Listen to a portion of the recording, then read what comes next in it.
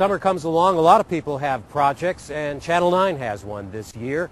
We've all heard about the subprime mortgage crisis and foreclosures, and it is a widespread problem, not just one neighborhood or another. It's the city, the suburbs, outstate, downstate. But there are people who are trying to deal with this issue, one family, one house at a time.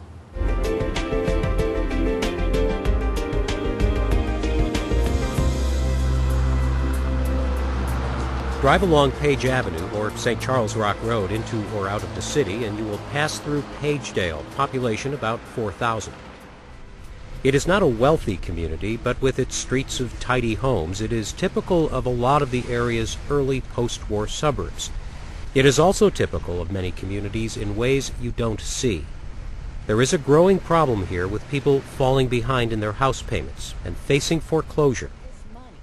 Mayor Mary Carter has been hearing about this sort of thing a lot more than she used to. Oh, yes, I used to very seldom get a call, very seldom, maybe one a month. Now I'm getting a couple a week about, we having problems. And what we are trying to do is educate our residents and let them know as soon as they realize that they are in trouble is to, get on it quickly, call someone who can help them.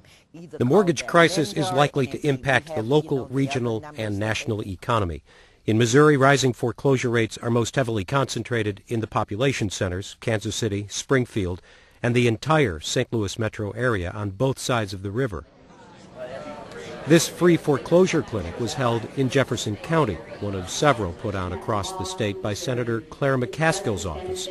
These are trying to put people in touch with agencies that can help them with mortgage problems, and to get people to ask for that help before it's too late. There's a tendency by so many people that find themselves in this situation to be hopeless, to be embarrassed, to be angry, to be in the kind of state of mind that doesn't make them want to get up and talk to somebody about it. But that's exactly what they need to do. There are a lot of reasons people fall behind in their house payments, but a big part of the current crisis is subprime loans. The increase in the number of people who might not have qualified for traditional loans who were signed up for riskier subprimes.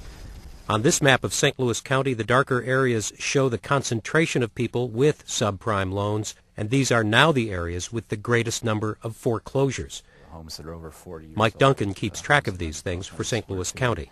I think the average 2007 foreclosed home was built in 1954, had an appraised value of $116,000, and was 1,260 square feet of living space.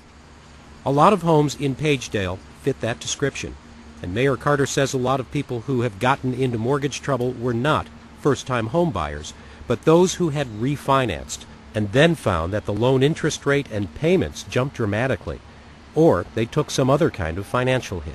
A lot of them have been in those houses for 25, 30, 35 years, so that has been the problem most of the time.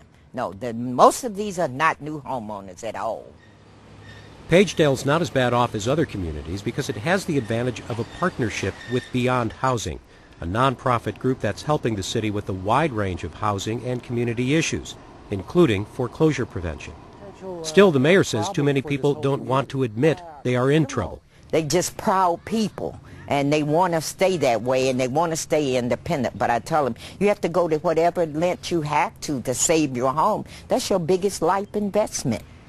The problem begins with one family and one house, but a foreclosed home that doesn't sell and stays empty affects the neighbors, the neighborhood, the town, and the next town. And most experts think that we have not seen the real impact yet of foreclosures on this region.